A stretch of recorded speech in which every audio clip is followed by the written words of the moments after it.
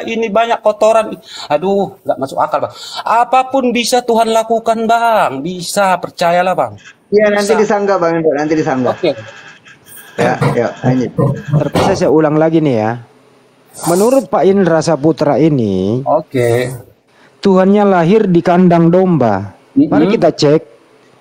Mari kita cek apa yang ada di dalam atau kawasan kandang domba. Oke. Pertama, kandang domba itu ada pagar, ada biasa juga tidak ada pagar. Dua, ada tempat makanan domba yang disebut palungan. Oke. Makanan domba itu biasanya rumput, tidak dikonsumsi oleh ibu yang baru melahirkan. Tidak bisa juga dikonsumsi oleh bayi yang baru dilahirkan. Udah, Dua, kenapa kepanasan? Dengerin dulu, belum selesai. Kenapa mesti dipotong? Saya bilang tadi tuh, Bang. Ini nggak gini, Bang. Ini gimana sih ini? Abang kok Moderator, Jadi saya bilang dong. sama Tuhan itu Pak Indra, bentar. nggak bisa, Pak Indra, Bang. sabar. Nanti saya mute dulu ya, sorry ya.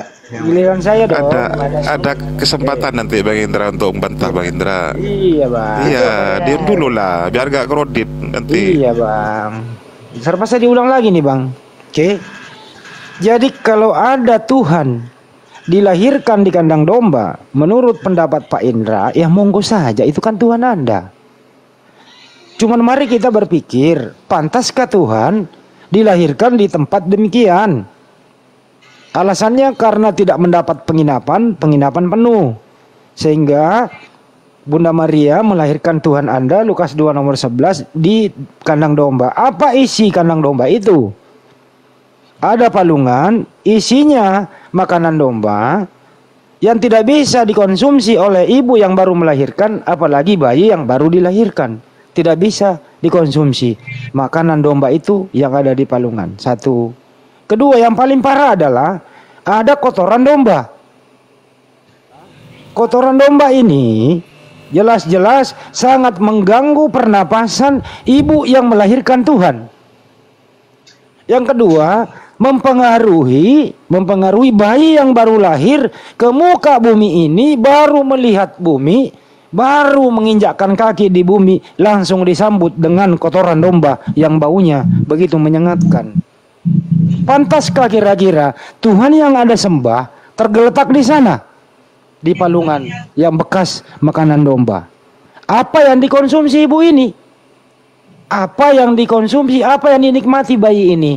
Jadi tidak masuk akal. Tidak masuk akal. Dan memang tidak ada datanya kalau Tuhan Anda dilahirkan di kandang domba.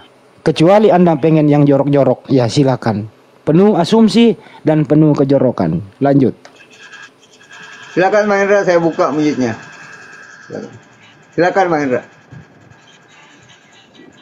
Bang Indra, dibuka mute-nya yang di pojok kanan bawah. Pak Indra ya, kalau kita ngomong jangan dipotong-potong. Habis kalau ngomong mulu tadi Bang. Bang Indra, buka mute-nya itu, saya undang. Ke mute permanen kali. Dibuka lewat hostnya, dibuka lewat Bang Wan aja. Kasih kunci Inggris aja. Udah 31 detik. Di kandang domba itu kan juga ada limbah makanan, Bang Hendi ya, limbah Ada makanan domba juga. rumput itu ya. Gua khawatir nanti. Ya lanjut Bang. Ya gua khawatir nanti kalau Tuhan Waalaikumsalam. Assalamualaikum. Ya begini Bang Neplos nih ya. Gua khawatir nanti Tuhan dilahirkan di kandang domba gitu ya. Terus dombanya ngamuk-ngamuk, ketendang itu bayi Tuhan. Gimana itu kira-kira masalahnya tuh? Ya, pasti tewas lah. Kalau bayi keinjak domba ya nggak ada bayi yang selamat kan. Cuman kan kekonyolannya adalah Tuhan itu merendahkan dirinya itu dengan cara menghina dirinya juga salah sebenarnya. Jadi kan itu dianggap Kristen bahwa itu bentuk cara Tuhan untuk mengosongkan diri sehingga dia sama dengan manusia. Kayaknya juga nggak ada manusia yang mau lahir kandang domba, cuman Tuhan yang mau lahir kandang domba kan gitu. Manusia normal aja kayaknya nggak mau lahirin di kandang domba, kan itu logis saudara. Jadi Tuhannya kebablasan sebenarnya kan gitu. Seharusnya kan untuk merendahkan diri gampang saja, tidak perlu menunjukkan mukjizat sama sekali, itu sudah merendahkan diri sebenarnya. Tapi satu sisi apa? Dia menghidupkan orang mati. Wah, itu tuh ada sombong berarti. Sombong, flexing Tuhannya berarti. Oh, gaya-gayaan. Katanya ngosongkan diri, tapi ngidupin orang mati. Nah, kan konyol ini. Jadi maunya apa? Nggak jelas. Maunya kosong atau maunya berisi. Nah, ini aneh sebenarnya. Kan gitu. Ya kan? Betul. Bang Andi, gas, lanjut. Yang jelas saya Hendra dibuka mic-nya. biarin aja dia dengerin kita. Yang jelas tidak masuk akal kalau Tuhan lahir di kandang domba. Nah, ya silakan Pak Hendra. Ya, silakan. Ngomong Pak. Oke, gini Bang. Oke, sekarang giliran saya ya. Kalau kita kan sejarahnya udah lewat Bang, semua udah terjadi. Sekarang kalau kita asumsi itu nggak ada gunanya lagi Bang. Kotoran ini. Sekarang itu semua sudah berlalu 2000 tahun yang lalu. Nggak bisa diungkit-ungkit lagi sejarahnya itu udah terjadi. Mau kalian percaya itu Tuhan mau nggak itu terserah kalian ya Bang ya. Tetapi itulah memang faktanya sejarah bahwa Yesus itu lahir di situ. Itu aja Bang. Itu aja yang perlu kita pegang ya Bang ya. Nggak usah. Kerja Bang Neplos kerja. Oke, itu aja Bang yang kita pegang ya. Nggak usah lah misalnya di kandang domba itu banyak ini pantaskah ini sudah berlalu ya Bang ya, itu sudah terjadi. Begini. Itu fakta real, Itu lahir di kandang domba itu kalimat perumpamaan atau memang fakta eksplisit di kandang domba begitu ya. Nah, Yesus sebagai anak domba itu perumpamaan atau eksplisit? Perumpamaan. Kalau Yesus anak domba itu baik. Yesus anak manusia itu perumpamaan atau eksplisit? Perumpamaan juga. Perumpamaan juga, baik. Yesus anak Tuhan itu perumpamaan atau eksplisit? Perumpamaan juga. Perumpamaan, baik. Siapa yang menentukan bahwa itu perumpamaan atau tidak? Yesus disebut anak domba Bang ya. Bukan. Yang menentukan itu kalimat perumpamaan atau tidak itu siapa? Itu tergantung kita aja Bang, kita aja yang tergantung kita kan. Kalau kita menilainya selera. Tapi yang jelas Yesus itu sudah jadi Tuhan, nggak bisa dipungkiri lagi, itu aja. Kalau mau anak domba harus ini kita nggak pikir spes itu lagi. Baik, kalau saya memberikan perumpamaan bahwa Yesus itu bukan Tuhan, boleh nggak? Itu perumpamaan aja, boleh nggak? Boleh asalkan ada dalilnya. Ada banyak dalilnya. Mana coba? Serius? Gak usah ketawa lah Bang. Gak usah tertawa. Saya juga enggak lah. Kalau lucu masa nggak boleh ketawa lo? Ketawa itu bukan hinaan lo sebenarnya. Itu reaksi biasa itu ketawa itu. Nggak usah pakai perasaan lah. Kita kan dialog. Nanti kalian bilang lagi bukan. Aduh, ingat 14 ayat 6 Bang Neplos. Yesus itu bukan hanya utusan Bang kalau buat kami. Yesus itu utusan, nabi, guru, Mesias dan juga Tuhan. Baik. Coba setahu Bang Indra, untuk memperoleh hidup yang kekal itu caranya seperti apa? Ya harus percayalah kepada Yesus. Kepada siapa? Sebentar, bukan hanya Yesus loh yang dipercaya. Bukan hanya Yesus. Loh, jangan dipotong-potong lah. Untuk memperoleh hidup yang kekal, caranya seperti apa? Yang lengkap dibaca ayatnya. Caranya seperti ini aja Bang. Yesus kan sudah mengatakan, akulah jalan dan kebenaran dan bukan hidup. Itu Yohanes 17:3 Bang. Coba dibacain Bang Indra. Gini aja Bang ya. Saya enggak. Ini mau nanya. Jadi saya nggak berani untuk nerjemahin sembarangan. Jadi saya mau nanya langsung aja sesuai dengan apa yang tertulis di dalam Bible. Nah, yang tertulis di dalam Bible agar manusia bisa memperoleh hidup yang kekal, itu caranya seperti apa? Ya, kan ada itu di Yohanes 17 ayat 3 ya. Ayat 3. Nah, itu gimana itu bunyinya? Aku nggak pernah baca ya, nggak pernah tahu kalau ada ayat Yohanes 17 ayat 3 ya. Cuman ayat-ayatnya ini saya kurang tahu. Kalau masalah kalau the brand gimana? Cuman ayat-ayatnya kurang kenapa dan itu aja. Merahasiakan Bapak Gereja, ya kan?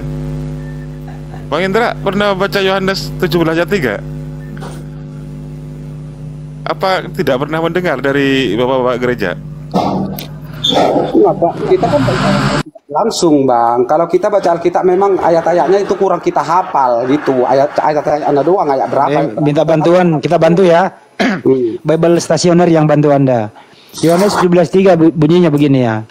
Inilah hidup yang kekal itu, bahwa mereka mengenal Engkau satu-satunya Allah yang benar dan mengenal Yesus yang telah engkau utus. Pertanyaannya Bang Neplos, kalau ingin hidup kekal, apa yang kita percaya? Silakan. Ya, kita ingin hidup yang kekal itu kan. Sabar, sabar. Yang mau saya garis bawahi adalah satu-satunya. Ada berapa kata satu-satunya di situ? Ada dua ya. Pertama, satu-satunya Allah yang benar. Yang kedua, satu-satunya Yesus yang telah engkau utus. Betul ya? Oke. Betul ya? Baik. Maksud dari satu-satunya itu apa? Kalau menurut Bang Indra? Satu-satunya ya satu-satunya lah, nggak mungkin lah banyak-banyaknya gitu. Ya. Satu-satunya jalan. Misalnya gini Bang, kita jadi kamu harus pergi ke sana itu bisa nyampe, harus satu-satunya jalan ini biar kamu baik. nyampe ke sana. Baik. Gitu. Nah, baik. itu. Allah itu ada berapa menurut Bang Indra? Allah itu satu. Baik. Tuhan itu ada berapa menurut Bang Indra? Tuhan itu satu. Tuhan itu satu. Anak Tuhan itu ada berapa menurut Bang Indra? Anak Tuhan itu, firman Tuhan itu ada, Yesus. Ada berapa? Anak-anak, kalau anak Tuhan itu satu. Satu. Yesus. Baik. Roh Allah itu ada berapa menurut Bang Roh Indra? Allah itu, kalau roh Allah itu banyak. Banyak Namanya ya? juga roh Allah. Iya. Roh Kudus itu banyak ya? Iya banyak. Baik. Siap. Baik. Nah, Allah itu roh atau bukan?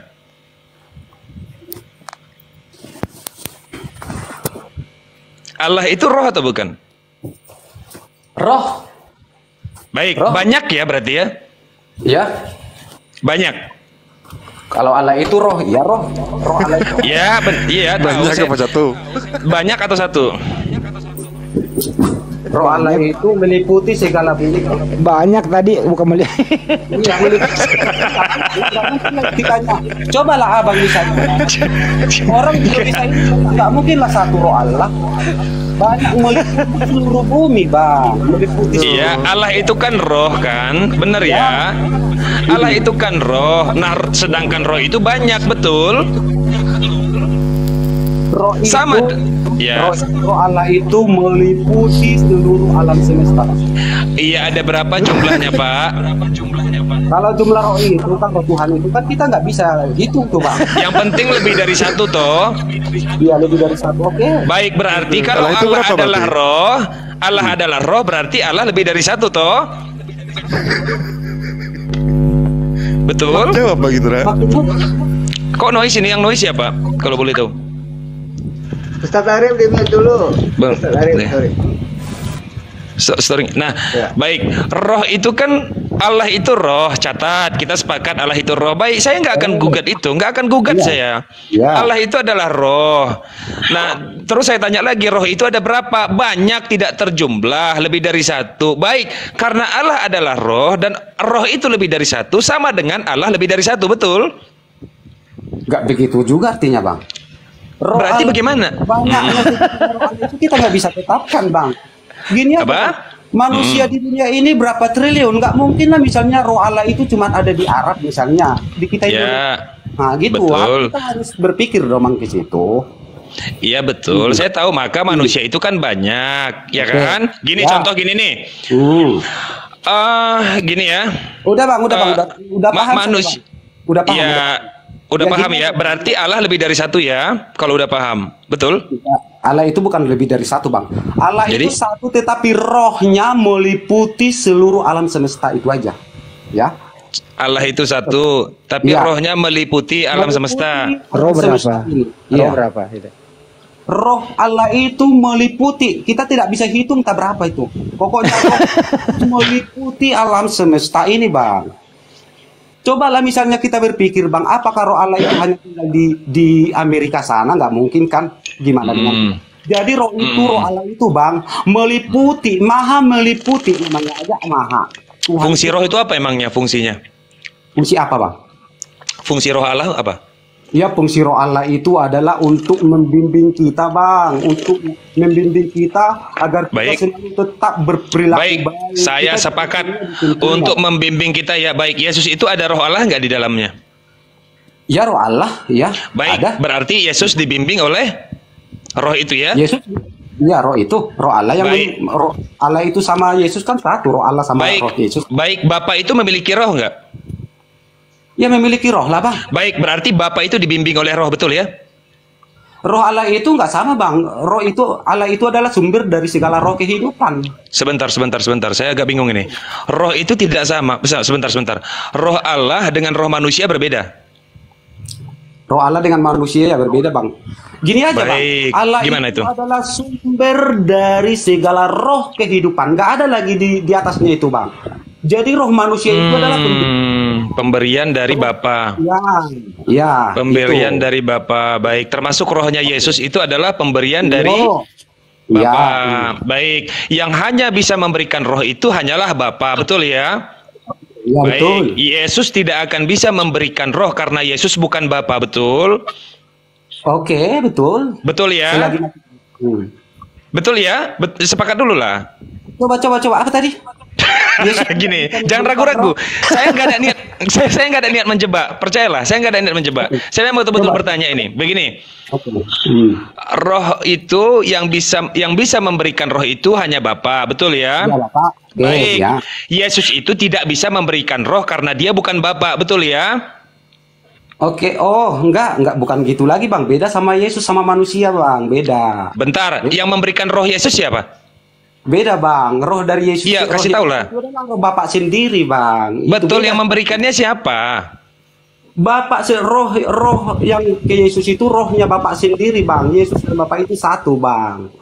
Sebentar, rohnya Yesus itu adalah roh Bapa itu sendiri ya? Ya. Baik, Ya. kalau roh yang ada di dalam manusia itu roh Bapa itu sendiri bukan? Beda kan tadi saya udah Berarti bilang. roh siapa? Roh Yesus sama roh manusia itu beda bang. Di mana bedanya Pak? Kasih tahu lah. Kalau roh kita manusia itu kita enggak ilahi bang. Kalau roh Yesus itu Enggak yang- ilahi. Gitu Yang bang. ilahi, roh kita ini roh bukan ilahi. Roh kita ini kan roh manusia aja bang. Kita Roh nggak manusia bisa aja. apa-apa. Enggak Kalau ada roh misalnya Allah ya. kita ilahi, kalau misalnya roh kita ilahi, kita sudah bisa dong terbang ke sana. Betul, bermujizat lah istilahnya kan? Iya, gitu. Bermujizat. Baik, berarti roh yang ada di dalam tubuh kita ini itu roh Allah atau bukan loh Pak? Yang dari tadi saya tanya. Biar saya tahu perbedaan saya dengan Yesus. Oke. Roh yang ada di dalam diri saya ini roh siapa? Roh yang ada di dalam tubuh kita itu adalah bang memang dari Allah. Tapi, Betul, dari Allah. Tapi dari Allah. Tetapi roh yang diberikan Allah itu terhadap kita terbatas gitu bang. Ciptaannya manusia, kan ciptaannya manusia. Jadi nggak mungkin lah dia misalnya memberikan rohnya sama kepada manusia, kepada kita bang, sama dengan dia nggak mungkin bang. Oke. Ciptaan, paham bang? Paham. Artinya roh saya dengan roh Yesus itu berbeda karena keterbatasannya, betul ya? Ya, keterbatasan gitu ya. Baik. Pertanyaan saya, roh Yesus itu terbatas atau tidak? Kalau roh Yesus itu tuh nggak terbatas bang, nggak terbatas. Baik, kematian itu bentuk roh yang terbatas atau tidak? Oh, kematian itu yang mati itu tubuhnya aja bang. Kalau roh Yesus itu nggak mati bang. Sebentar. Yang mati itu hanyalah tubuhnya saja. Ya, tubuh Yesus saja. Rohnya tidak ya? Rohnya tidak bang. Rohnya itu hilang, bang. Baik. Kalau manusia yang mati, itu yang mati apa aja? Rohnya ikut mati nggak? Rohnya mah nggak ikut mati bang. Kalau roh kita itu Ya tetap sudah, apa bedanya, bosku? Gini, coba ya, perhatikan ya. Gini. Apa yang nggak tahu? Kalau misalnya manusia Saya tahu. itu mati, roh kita itu pergi dari kita bang. Roh kita Betul, yang pergi. Benar, pergi. Nah, pada saat Yesus mati, walaupun selama 3 hari kan rohnya pergi, betul? Iya. Benar kan, meninggalkan dagingnya, betul ya? Iya. Sama seperti manusia pada umumnya mati, rohnya itu pergi, tapi nggak balik-balik lagi, betul ya? Iya. Iya, baik. Apa bedanya kalau begitu? Yesus sama saya. Bedanya tadi roh yang diberikan ke manusia itu kan terbatas bang. Sedangkan roh Yesus itu roh Tuhan itu sendiri, itu bedanya bang. Iya, roh Yesus itu kekal nggak sih? Ya kekal lah. Baik, roh manusia itu kekal nggak sih? Roh manusia itu kekal tapi terbatas. Apa terbatasnya di mana? Di mana batasannya? Terbatasnya roh kita itu tidak ilahi seperti Yesus, seperti Tuhan bang. Astaga. Ini belum masuk ke Bible loh, Pak Indra. Ini kita belum masuk ke Bible loh. Ini masih kita diskusi santai aja yang nggak pakai ayat-ayat ya. Kita nggak pakai ayat-ayat dulu. Kita masih diskusi sederhana aja. Logika sederhana lah, kan gitu ya. Nah, terus saya mau nanya lagi nih. Begini, roh saya dengan Roh Kudus itu beda nggak? Beda. Di mana bedanya? Roh Kudus itu, walaupun roh kita masih sama kita, Roh Kudus itu tetap ada, Bang. Itu bedanya. Baik, bedanya Roh Kudus dengan Roh Allah apa? Roh Kudus sama Roh Allah nggak ada beda, Bang. Nggak ada beda ya? Gini aja, Bang. Roh Kudus itu Roh Allah itu sendiri, Bang. Baik, pada saat Paulus diilhami oleh Roh Kudus, dipenuhi oleh Roh Kudus, berarti ada berapa roh dalam dirinya? Pada saat Rasul Paulus diilhami oleh Roh Kudus gitu, Bang. Dipenuhi oleh Roh Kudus, ada berapa roh dalam dirinya? Roh Kudus itu mengilhami kita untuk membuka hati kita, membuka roh yang ada di dalam diri kita ini. Ada dalam diri kita Ya, untuk mendapatkan pengetahuan ya. Pengetahuan tentang konsep ketuhanan itu. Pengetahuan tentang konsep ketuhanan itu fungsi dari Roh Kudus. Baik, kalau fungsi dari Roh Allah apa fungsinya? Roh Allah sama dengan Roh Kudus, Bang. Itu tiga. Oh, samanya. Tidak bisa dibedakan tuh, Bang. Tidak ada yang oh baik, Allah Roh Kudus ada. dengan Roh Allah sama. Roh Baik kalau firman begitu. itu sama, Bang. Aduh. Oke, kalau begitu. Sebentar ya. Saya nggak mau bahas Yesus dulu. Roh Kudus dengan roh yang ada dalam diri saya ini sama. Betul ya? Enggak sama. Loh, Roh Kudus gimana? sama roh yang ada di Karena dalam. karena saya roh Allah juga kan ada dalam diri saya. Cuman bedanya kan terbatas. Tapi kan saya punya roh Allah toh. Kalau Roh Kudus itu nggak terbatas, Bang. Roh kita tuh terbatas. Benar, roh saya yang saya bilang terbatas. Nih roh saya ini terbatas. Oke. Tetapi roh saya itu roh Allah, benar kan? Iya, tapi terbatas ya. Oke. Baik, Roh Kudus dengan Roh Allah itu kan gak ada bedanya, sama aja. Roh Sama. Kudus nih, Roh Kudus dengan Roh Allah. Lalu ketika saya punya Roh Allah, secara tidak langsung saya juga punya Roh Kudus toh? Iya, kalau enggak. Loh, gimana? Gini, Kok enggak? Bang. Gimana? Sekarang saya Coba. jelaskan dulu, Bang ya. Baik, silakan. Kalau roh kita itu kan terbatas tadi, lemah. Jadi Roh Kudus ini penguat, Bang, membimbing kita, Bang, gitu. Menguatkan kita, menguatkan iman kita, membuka mata hati dan pikiran kita. Oke, siap. Terbuka gitu. Siap. Saya paham. Roh Kudus itu berfungsi untuk mendapatkan pengetahuan, menguatkan iman dan lain sebagainya ya. Itu Roh Kudus. Baik. Roh Allah dengan Roh Kudus itu kan nggak ada bedanya yang tadi saya tanya loh Pak Indra. Ini logika sederhana nih. Roh Allah dengan Roh Kudus tidak ada bedanya. Nah, di dalam diri saya itu ada Roh Allah. Nah, bisakah Roh Allah yang ada di dalam diri saya itu disebut sebagai Roh Kudus juga? Ini kita harus bahas ini tentang roh lagi nih, Bang. Tetapi saya memang bukan ahlinya di situ ya. Ini roh ada karena roh itu banyak sih. Ada roh jahat, ada roh iblis, jadi harus mengerti dulu dengan. Nah, itu baru. Nah, itu asik itu. Ada roh jahat, ada roh baik, ada roh kehidupan, ada roh pemelihara, ada roh pembimbing, kan gitu ya. Bahkan firman juga roh sebenarnya, benar kan? Roh pencipta. Benar ya? Betul atau enggak? Firman itu roh tadi ya? Iya, betul. Firman adalah roh, betul ya? Ya. Benar ya? Baik. Ternyata bedanya adalah yang punya semua roh ini, yang punya itu Bapa, benar ya? Iya. Baik. Baik. Bedanya adalah Yesus itu punya roh Bapa. Dia punya roh Allah. Dan hanya dia yang punya itu. Paulus dia punya Roh Kudus dan dipenuhi, kan gitu. Siapapun sebenarnya bisa mendapatkan Roh Kudus, kan gitu. Tergantung siapa yang percaya atau tidak, kan gitu tuh. Nah, semua manusia itu punya Roh Allah tapi terbatas, kan gitu. Iya. Betul ya? Oke. Tapi iblis juga punya roh, ya roh jahat namanya, benar ya? Dan dia menguasai alam maut. Baik. Dan semua roh ini yang memiliki adalah Bapa, betul ya? Oke. Bener ya? Sepakat dulu lah. Sebentar ada nggak tahu. Sepakat dulu lah. Semua roh kebaikannya. Ya. Semua roh sebentar dulu. Semua roh kebaikan, roh kejahatan? Roh kejahatan ya iblis lah, Bang. Bukan, yang punya siapa? Yang punya roh kejahatan ya iblis saja. roh iblis itu diciptakan oleh iblis atau diberikan oleh Bapa? Oh, kita nggak tahu kalau masalah itu. Kita nggak perlu bahas itu. Namanya aja iblis. Itu apa nih, Pak? Sebentar ya, saya lagi ada ini nih. Bentar. Ini seru sebenarnya nih. Bentar, ada pasien. Bentar. 3 menit. Bentar. Ya, itu ya. Ambil apa? Oh iya.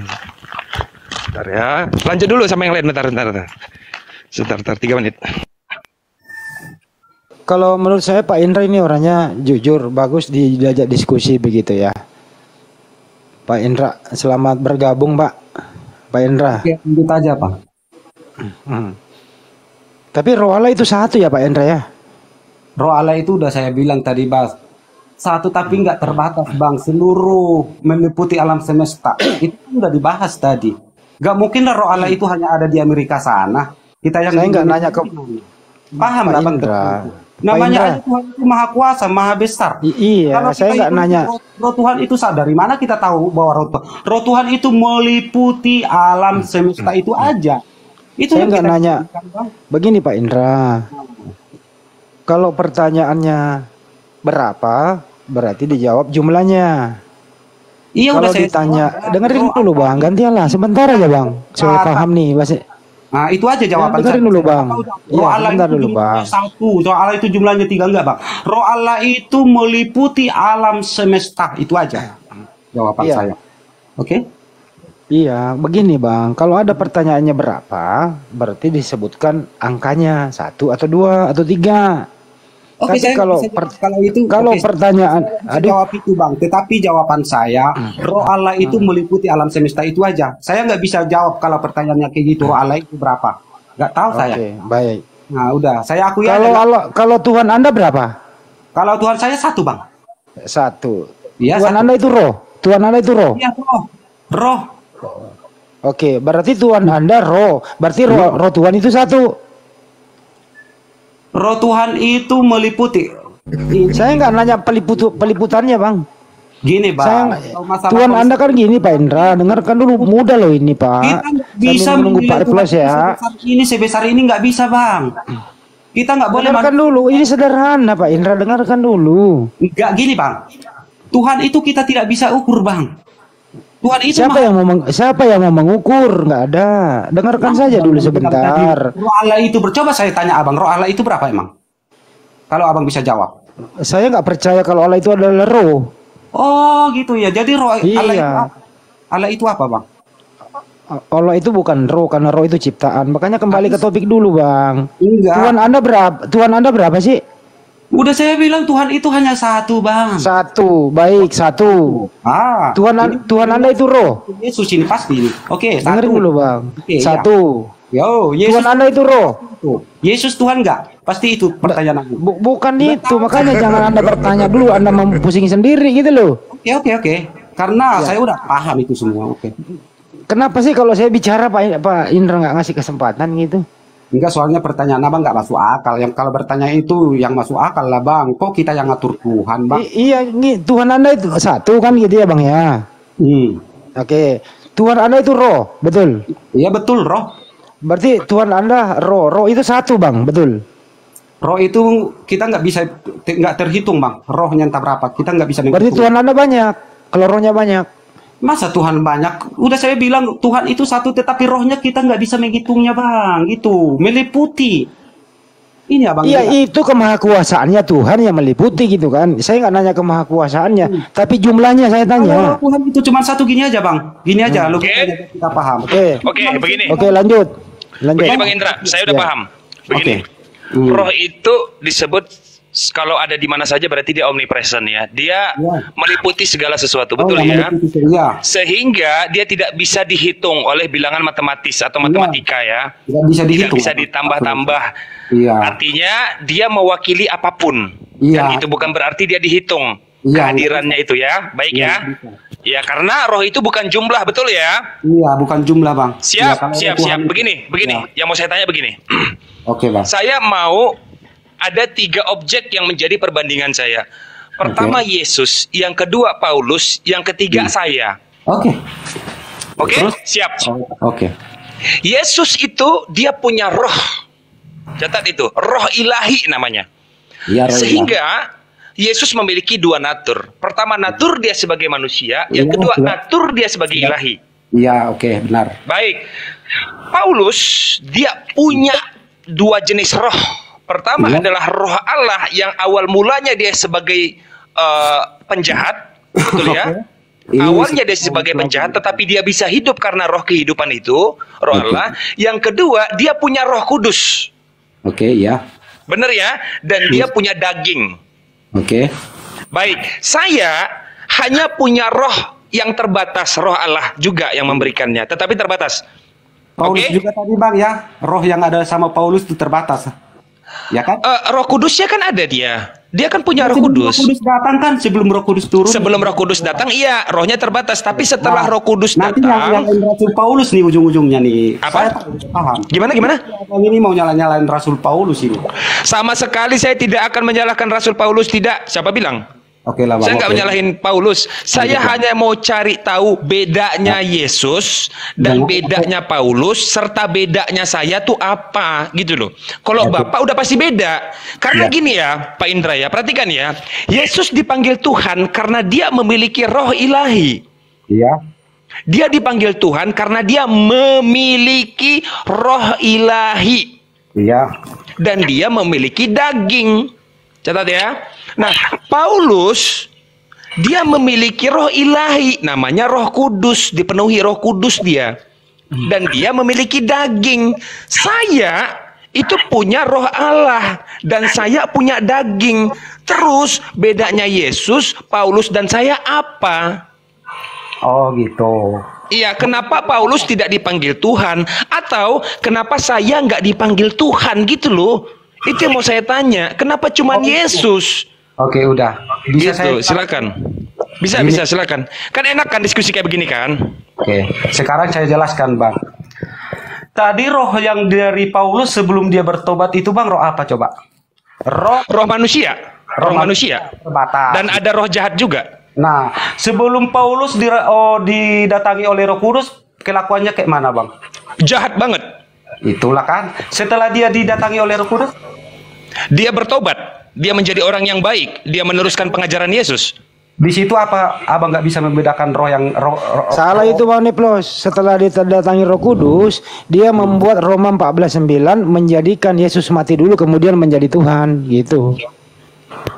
sebelum Paulus ada Yesus mati Bang. Sudah tertulis sebelum Paulus ada Yesus, semua cerita Yesus sudah ada.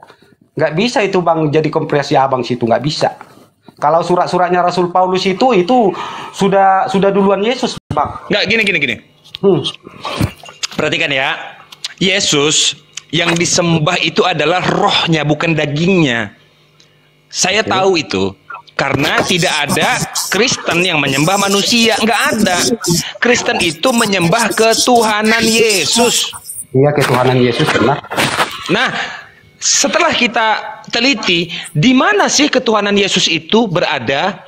Dari dalam dirinya itu bagian mana sih yang disebut dengan Tuhan? Apakah tangannya, kakinya, mulutnya, matanya, rambutnya? Yang mana nih yang disebut dengan Tuhan? Ternyata yang disebut dengan Tuhan adalah rohnya, benar ya? Iya. Dagingnya enggak, benar ya? Baik, menyembah Yesus itu sama dengan menyembah Bapa, benar gak? Yo. Benar ya?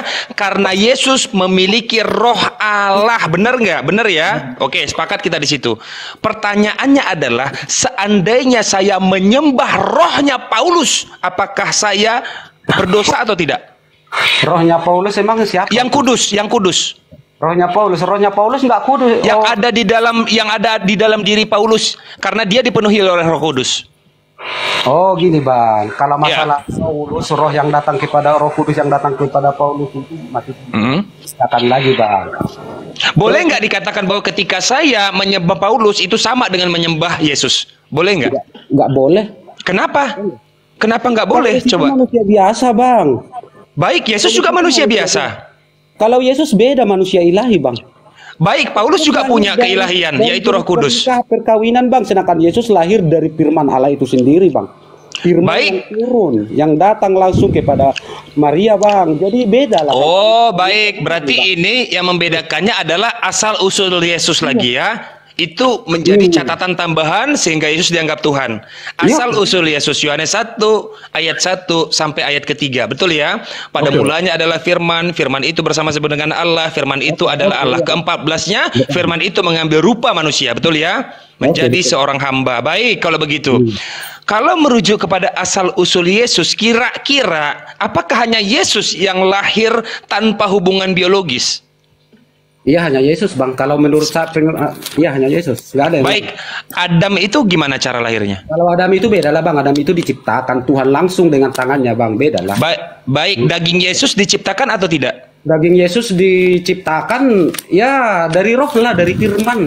Firman Allah itu sendiri menjelma. Jadi Bentar. Yesus. Bentar. Oke. Daging Yesus, baik, daging Yesus itu diciptakan atau tidak? Diciptakan ya, lalu diisi oleh roh Allah itu sendiri. Betul nggak sih? Kalau daging Yesus itu diciptakan, kita nggak bisa berlogika ke situ, Bang. Karena Ya, gini, logikanya gini, Bang Indra. Turun menjadi manusia itu aja. Benar-benar, saya sepakat itu. Cuman bahayanya gini, kalau dikatakan roh itu berubah jadi daging, bagaimana ketika Yesus mati? Kan yang mati dagingnya. Secara nggak langsung rohnya mati juga dong. Karena kenapa? Karena kita sepakat roh itu berubah jadi daging. Maka saya lebih setuju dagingnya itu diciptain, makanya bisa mati. Rohnya enggak. Gitu loh. Sepakat nggak? Maksudnya tadi kurang jelas. Coba ulang. Ini, perhatikan ya. Daging Yesus itu kenapa bisa mati? Kenapa daging Yesus bisa mati? Kira-kira itu Bang Indra jawab apa? Ya namanya aja manusia kan. Yesus itu kan dua natur tadi, Bang. Benar. Nah, karena daging itu diciptakan. Manusianya aja, Bang. Benar, karena manusianya Yesus itu diciptakan, Bang Indra, sedangkan rohnya tidak. Dialah Allah itu sendiri, rohnya itu. Benar kan? Tapi dagingnya itu sama kayak kita, diciptain. Benar nggak sih? Diciptain saya. Dagingnya bukan rohnya, dagingnya, kemanusiaannya maksud saya, bukan keilahiannya udah pasti nggak diciptain. Kemanusiaannya yang saya tanya, kemanusiaannya itu diciptakan atau enggak? Sekarang dalil bahwa daging Yesus itu diciptakan ada enggak? Itu dulu. Jangan kita berbicara misalnya hanya asumsi nggak ada gunanya. Jadi yang enggak ada dong. Wahyu 3. Ada dong. Wahyu 3 ayat 14. Mana coba diciptakan dagingnya. Itu ada kata ciptakan, iya awal dari penciptaan. Ada. Iya, awal dari penciptaan. Coba. Wahyu 3 ayat 14. Oke, sekarang udah ke ayat Bible berarti ya. Bang Indra yang minta ya ke Bible ya, merujuknya nih banyak ayatnya nih, banyak banget nanti. Bentar.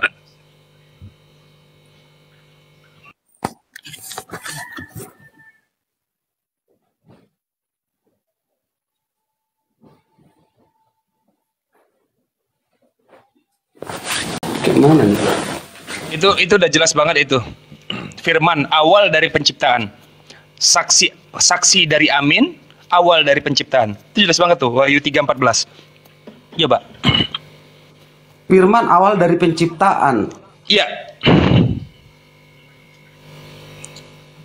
Ayat berapa tuh, Bang? Wahyu 3 ayat 14. Ntar saya buka dulu ya, Wahyu 3. Ya, Wahyu itu perjanjian baru ya, catat bukan perjanjian lama. Wahyu itu perjanjian baru. Coba Wahyu 3 ayat 14 coba dibaca. Wahyu 3 ayat 14 ini dia, Bang. Ya. Perikomnya di situ dibuat anak-anak Allah ya, Bang ya.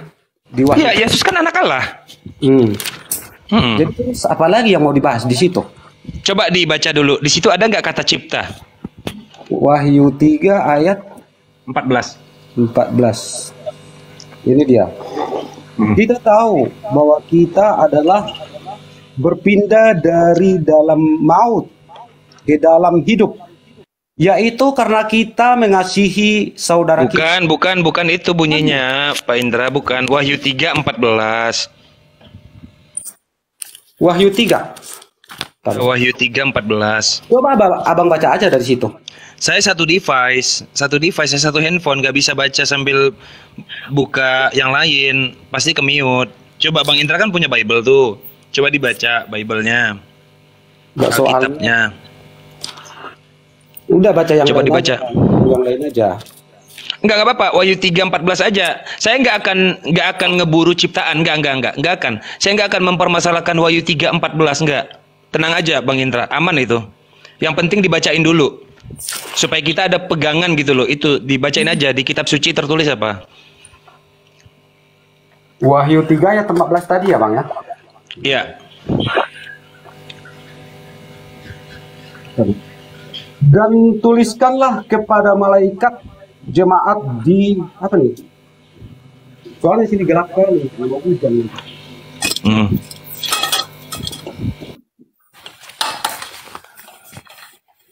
Mana tadi Wahyu 3 ayat 14. Jemaat di Loa Dan kepada malaikat jemaat di Laodikis ya. Boleh. Firman dari Amin, saksi setia dan benar dari ciptaan Allah. Nah, salahnya di mana? Oke. Ada kata permulaan ciptaan ya. Baik. Iya. Saya nggak akan mempermasalahkan roh itu. Enggak. Karena semakin kita ke situ akan semakin kesulitan nanti kita menjawab. Saya hanya bahas daging Yesus ini gampang banget sebenarnya untuk kita bahas bareng-bareng. Saya mau bahas daging Yesus saja. Saya nggak mau bahas roh itu. Saya nggak mau bahas firman sebenarnya. Kan gitu ya. Saya hanya bahas daging Yesus. Saya mau nanya sama Bang Indra. Apa bedanya dagingnya Yesus dengan dagingnya kita? Bedanya nggak beda Bang, cuman roh kita yang berbeda Bang. Roh Yesus ilahi. Kalau dagingnya namanya aja dia udah jadi manusia, apa bedanya? Baik. Sama roh dia itu ilahi, roh kita juga. Itu aja perbedaannya Bang. Baik. Kalau daging itu manusia ya sama lah Bang. Baik. Seandainya saya menyembah roh yang ada di dalam diri Paulus setelah dia bertobat, bukan menyembah manusia Paulus, tidak, saya menyembah roh yang ada di dalam diri Paulus. Artinya saya mengatakan atas nama Paulus, atas nama Yesus, atas nama Bapa, kira-kira itu boleh atau tidak? Ya nggak boleh lah menyembah. Kenapa? Kan saya bilang tadi rohnya manusia itu terbatas sama dengan Rasul Paulus juga terbatas loh Pak. Tetapi walaupun dia bertobat, dia bertobat. Nah, pertobatan Rasul Paulus itu bukan misalnya dia itu bisa dibuat jadi Tuhan, bukan. Yang datang ke Rasul Paulus itu Roh Kudus itu hanya untuk bimbing untuk pertobatan, untuk agar Paulus bertobat berbuat baik gitu, mengajarkan firman. Baik, Roh Kudus itu ada nggak di dalam diri Paulus setelah dia bertobat? Ya ada lah. Ada kan oleh Roh Kudus. Baik, di dalam diri Paulus kan? Benar kan? Ya. Baik. Nah, berarti Paulus ini punya dua unsur. Pertama unsur kemanusiaan, yang kedua unsur keilahian, yaitu Roh Kudus. Betul kan? Ya, dituntun oleh Roh Kudus lah ya. Betul ya, dia dituntun oleh Roh Kudus. Apa bedanya dengan Yesus? Dia punya kemanusiaan, dia punya roh keilahian. Apa bedanya? Roh Kudus itu ilahi loh. Jangan menghujat Roh Kudus. Menghujat Roh Kudus adalah dosa yang tidak terampuni. Roh Kudus siapa? Enggak ada yang menghujat Roh Kudus, Bang. Artinya apa? Menghujat Roh Kudus itu dia yang tidak terampuni. Artinya apa? Roh Kudus itu adalah Allah juga, Bang Indra. Iya, ada yang menghujat Roh Kudus, Bang. Bukan maksud saya, ayat itu menegaskan bahwa Roh Kudus itu adalah Allah juga. Maksudnya saya bawa ayat itu untuk menegaskan Roh Kudus itu Allah juga. Terus? Benar kan? Terus? Nah, Roh Kudus itu ada di dalam diri Paulus. Berarti Paulus itu ada dua. Pertama, Paulus sebagai manusia. Yang kedua, Paulus sebagai roh Allah. Yang bilang Roh Kudus itu roh Allah juga siapa, Bang? Saya. Dari mana tuh? Karena Roh Kudus itu adalah Allah.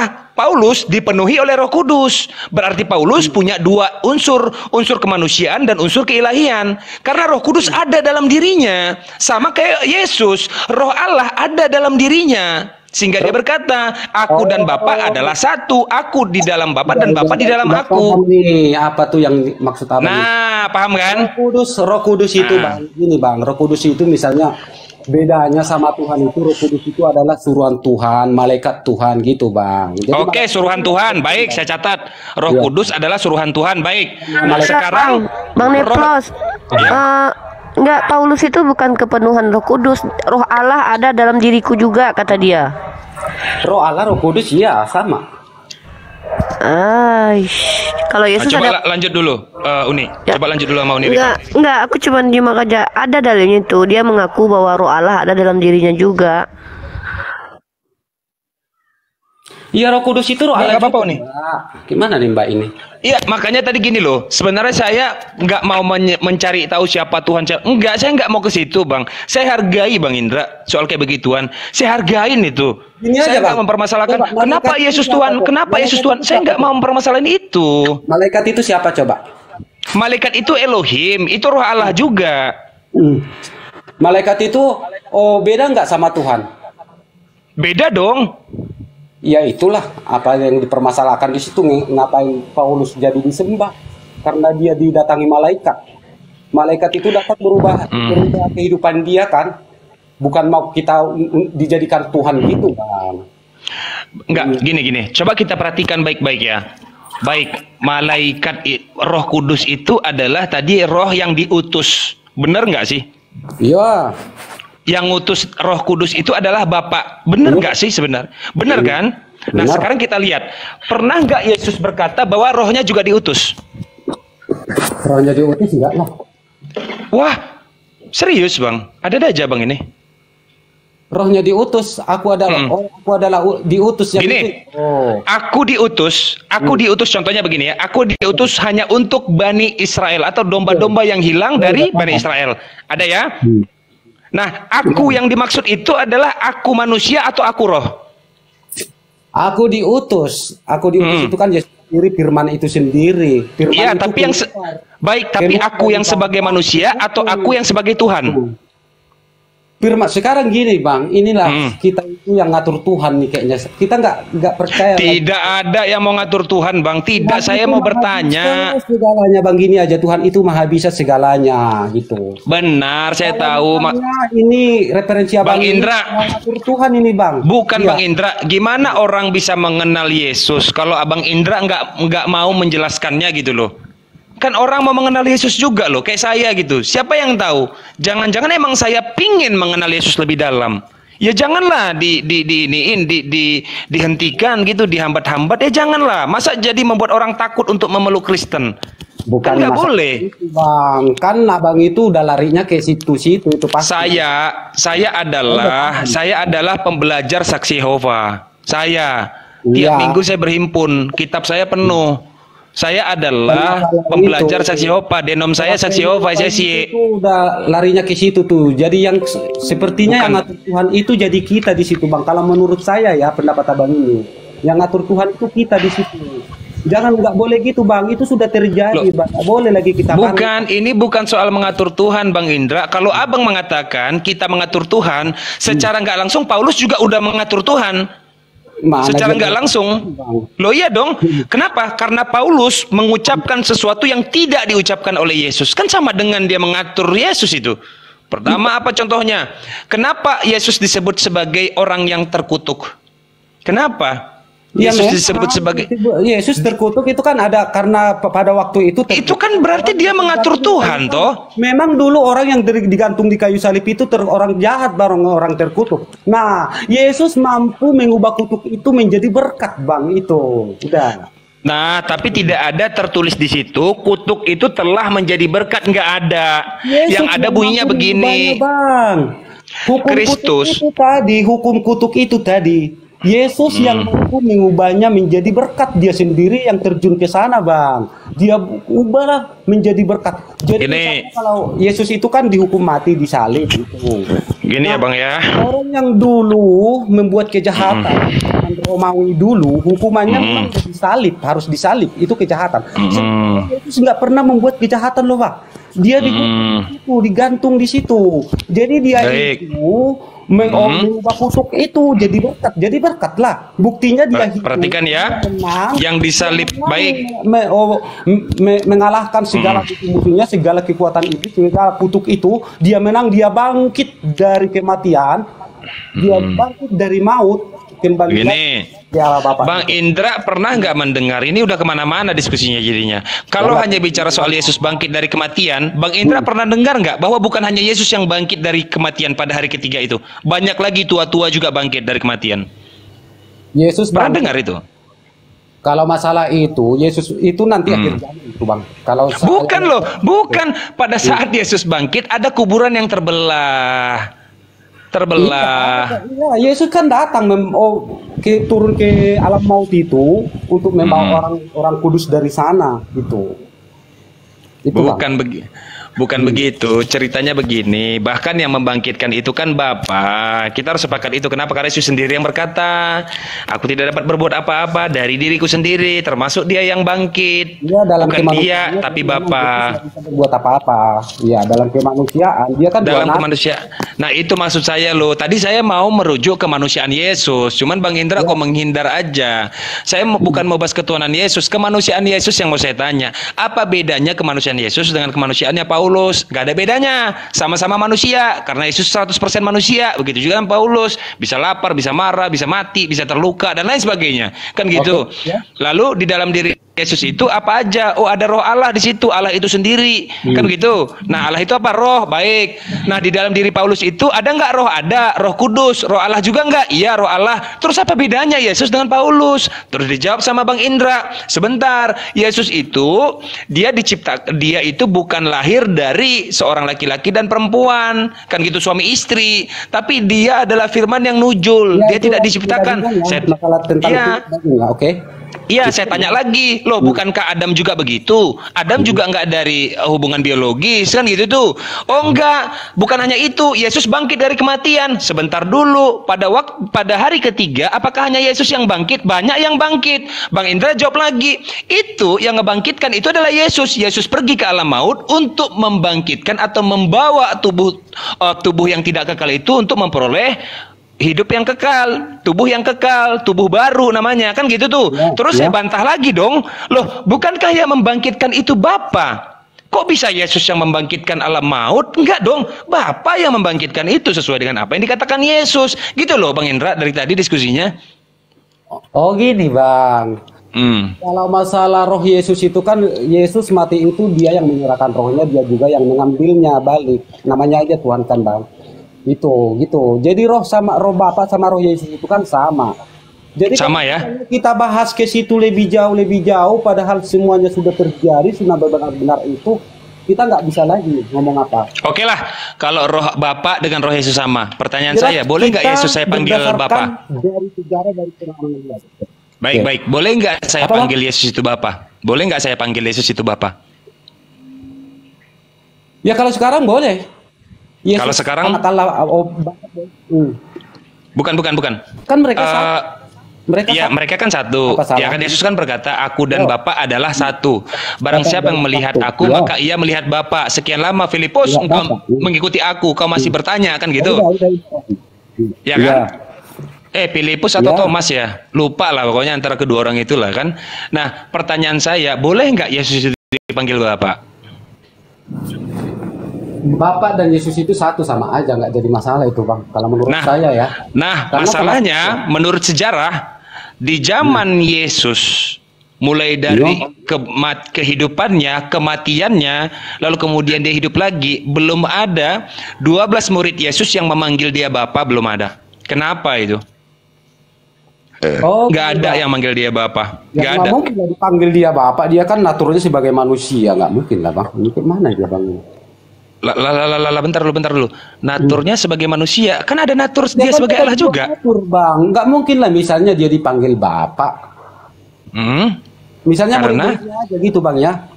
Bapak. Murid-muridnya. Mungkin lah, kan naturnya manusia, Bapak itu di sorga. Oke, gini aja Bang ya. Kita kan tahu bahwa Tuhan itu satu. Itu kan Bang? Betul kan?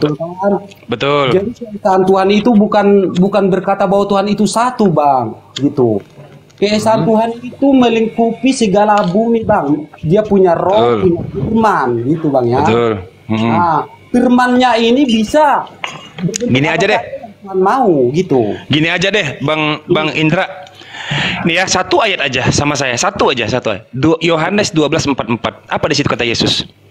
Barang siapa yang percaya kepadaku, catatnya, ini penting nih. Barang siapa yang percaya kepadaku, ku itu sebagai Yesus ya. Tuhan sebagai Tuhan. Barang siapa, Yesus berkata di Yohanes 12:44, barang siapa yang percaya kepadaku, ia bukan percaya kepadaku. Apa maksudnya itu? Ia bukan percaya kepadaku, tetap melainkan percaya kepada Bapa gitu. Iya, apa maksudnya? Bukankah dia dan Bapa adalah satu? Iya. Kenapa dia katakan bahwa bukan percaya kepadaku? Kenapa? Itu kurasa dipelintir abang itu karena saya bukan buka Alkitab. Coba. Astaga naga, Iya, tidak itu ada saya demi Shalom saya nggak ada memelintir, orang bunyinya memang kayak begitu. Coba tadi, dalilnya mana tadi? Yohanes 12:44. Coba ulangi abang baca. Barang siapa yang percaya kepadaku, maka ia bukan percaya kepadaku, melainkan kepada Dia yang mengutus aku. Pertanyaan saya, kenapa itu harus kan dibedakan? jelas membuktikan bang bahwa Yesus itu Bapa. Gitu. Iya. Bentar. Apalagi mau disanggah di situ. Bentar. Barang siapa yang percaya kepadaku, ia bukan percaya kepadaku. Kenapa harus ada kata bukan? Melainkan dia percaya kepada Bapa. Ya betul. Yang bicara di situ Yesus kan bang? Yesus benar Yesus. Siapa yang percaya kepadaku? Apa tadi? Bukan, melainkan dia percaya kepada Bapa. Ya apalagi yang mau dibahas? Salah, bunyinya begini. Bunyinya jangan dipotong-potong kata-katanya.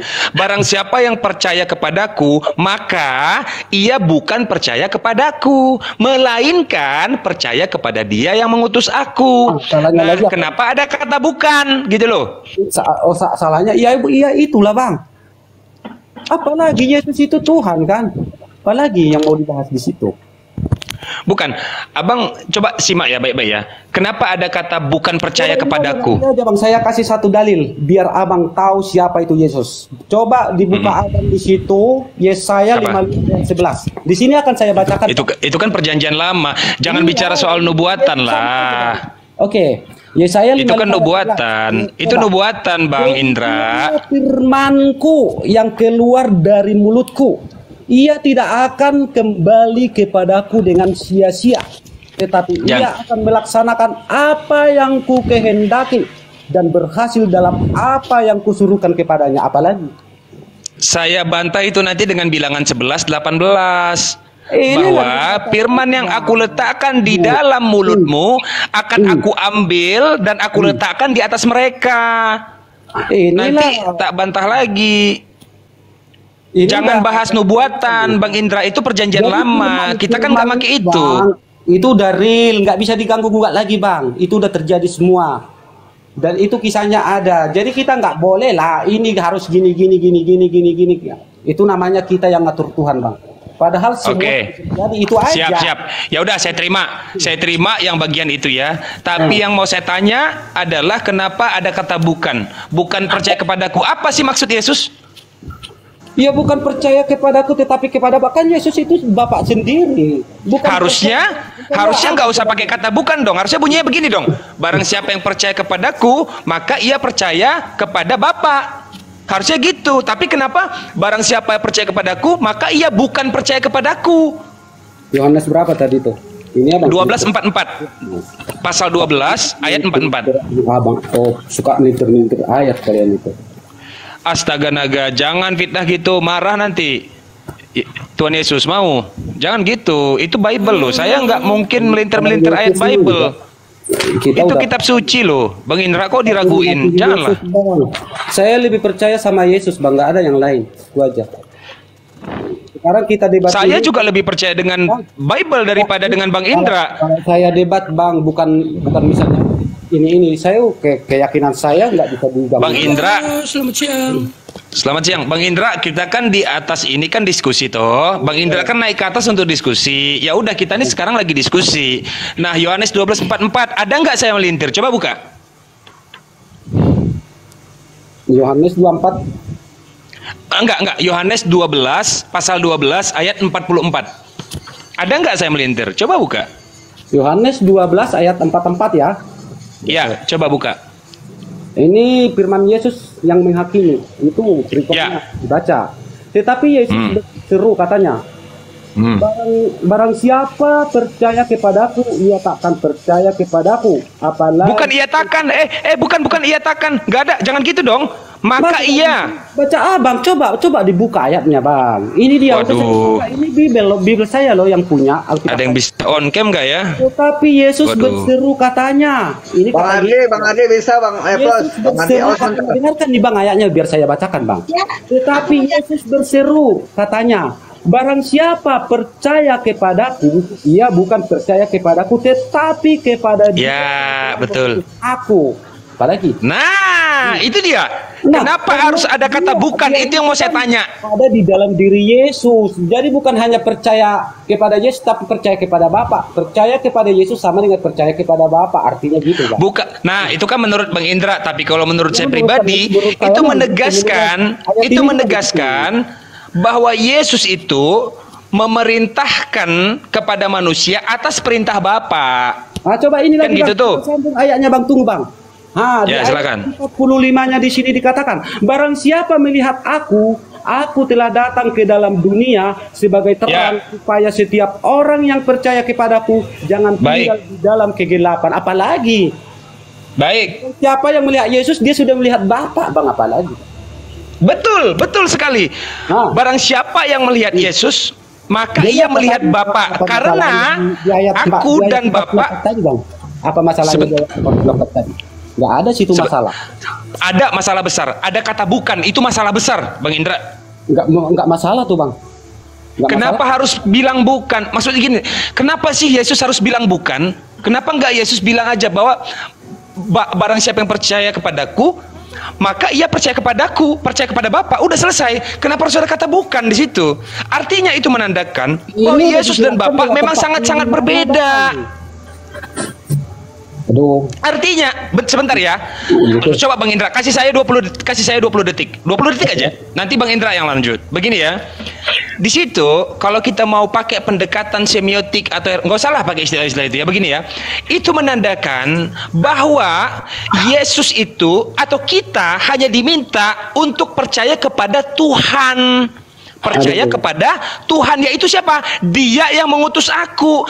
Nah, pertanyaannya, kalau Yesus Tuhan, ya, kalau Yesus Tuhan seharusnya jangan pakai kata bukan. Lalu untuk apa kata bukan? Kata bukan itu digunakan untuk menegaskan bahwa Yesus bukan Tuhan. Ini abang udah melintir ayat itu nggak laku. Aduh, astaga naga. Demi Shalom saya nggak ada melintir. Ya, harus kita baca dong semua perikop, Bang. Jangan comot-comot ayat aja, satu ayat itu nggak berlaku, Bang. Nggak berlaku. Apa? Jangan cuma satu ayat, baca dong semuanya. Di ayat berikutnya di situ sudah jelas dikatakan bahwa Yesus itu sama dengan Allah, sama dengan Bapa. Apa salahnya di situ? Bang Indra, mau saya bacain ayat, ternyata bukan Yesus yang sama dengan Allah. Mau saya bacain nggak? Ternyata yang satu Alkitab itu satu ayat itu nggak laku, Bang. Nggak berlaku. Ya. Iya, nggak apa-apa. Gini ya, saya bacain ada ayat yang bukan hanya Yesus dong satu-satunya yang menyatu dengan Bapa, siapapun bisa. Dan itu perkataan Yesus sendiri. Sebentar. Jadi jelas banget ya, Yohanes 12:44 itu udah cukup menegaskan bahwa di situ Yesus berkata, "Aku bukan Tuhan." Jelas banget itu. Nih. Bentar ya. Coba saya buka dulu karena ada kata bukan di situ. Ini kalian turut apa? Sibuk terus mengurus ketuhanan Yesus, padahal Yesus itu Tuhan, tapi nggak apa-apa lah. Enggak lah, abang itu kan nggak boleh goyang imannya, gitu loh. Maksudnya nggak goyang, masa nggak goyang? Ya makanya nggak apa-apa. Kan orang mau belajar. Kan itu tugas Bang Indra untuk menjelaskan. Nggak pernah goyang, Bang.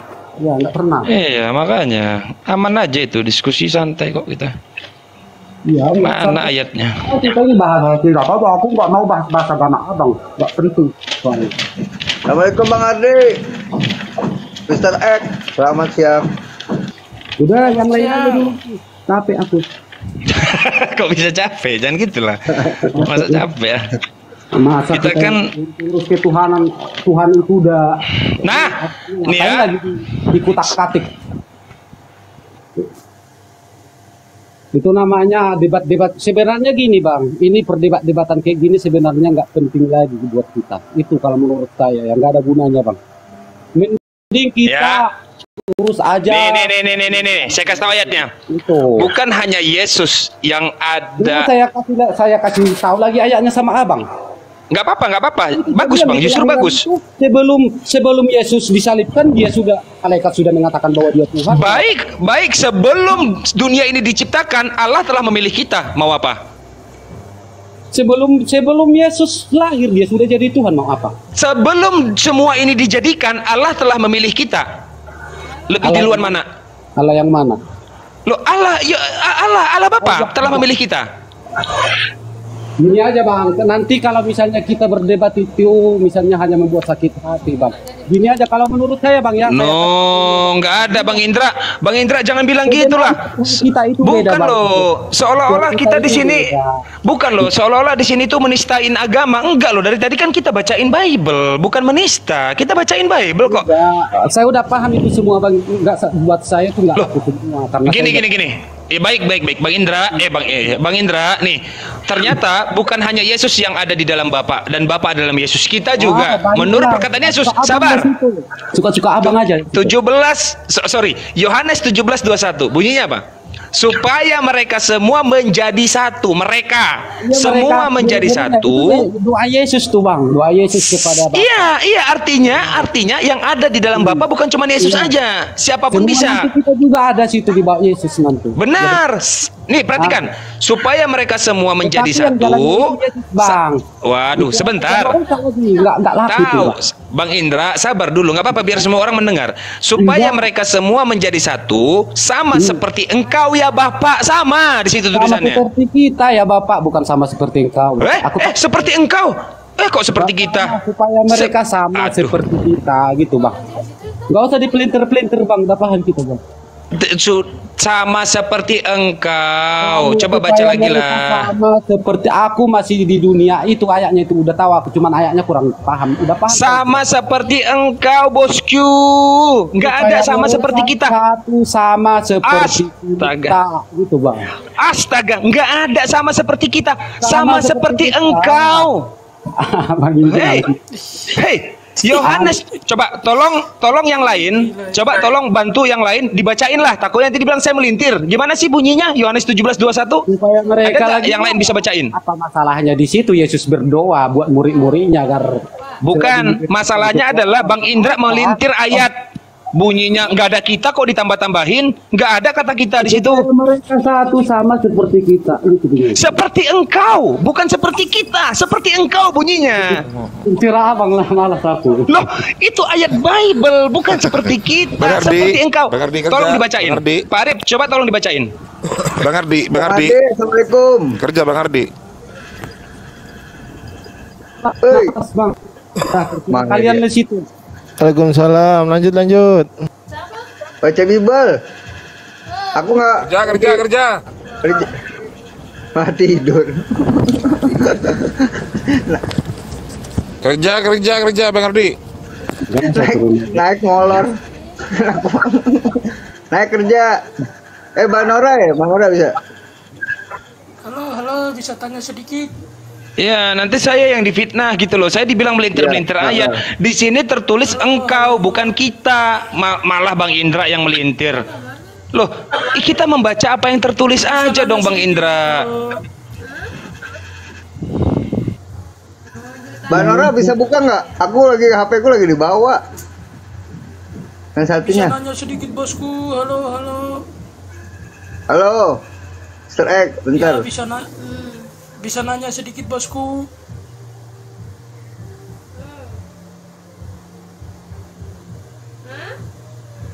Apa sih Bang Leplos?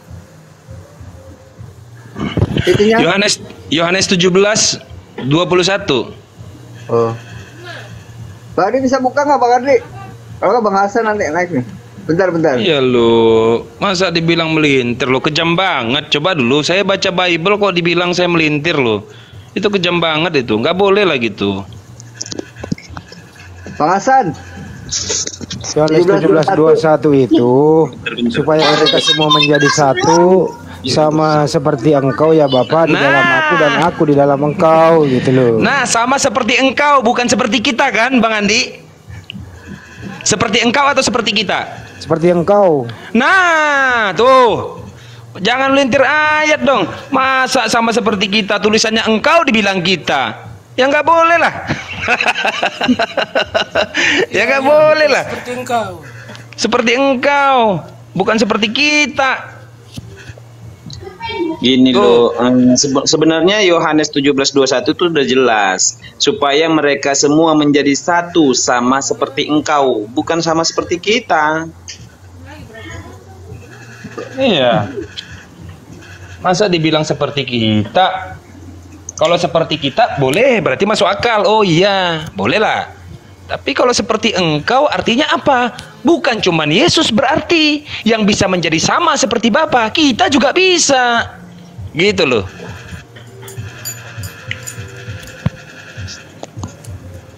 Udah kelar kan? Cukup Yohanes 12:44, Yohanes 17:21. Tamat pembicaraan. Udah selesai, kelar. Apa lagi? Wow. Selamat datang di kebenaran. Iya, selamat datang di kebenaran Islam. Masih mau kau datang besok, kata Bang Juma. Masih mau kau datang ke Makassar? Oh, lagi di mana tuh? Selamat sore Bang Mr. X. Selamat sore bang. Sore. Sore. Kecil banget suaranya. Kayak deh suaranya. Bang. Ya udah kalau begitu saya tutup dulu ya. Ini saya sebenarnya menyimpan ini ya, demikianlah tadi ya teman-teman diskusi bersama Pak Indra Saputra. Dia orangnya sih cukup ngerti bahasa Indonesia, cuma kadang-kadang dia kaburkan gitu. Ya itulah, bahwa ya mereka juga nggak boleh dipaksa, itu iman mereka. Ini hanya diskusi saja. Semoga ya bisa membuka cakrawala berpikir bahwa akal sehat harus dipakai. Jangan imani saja, tapi harus berakal. Kira-kira begitu. Terima kasih. Assalamualaikum.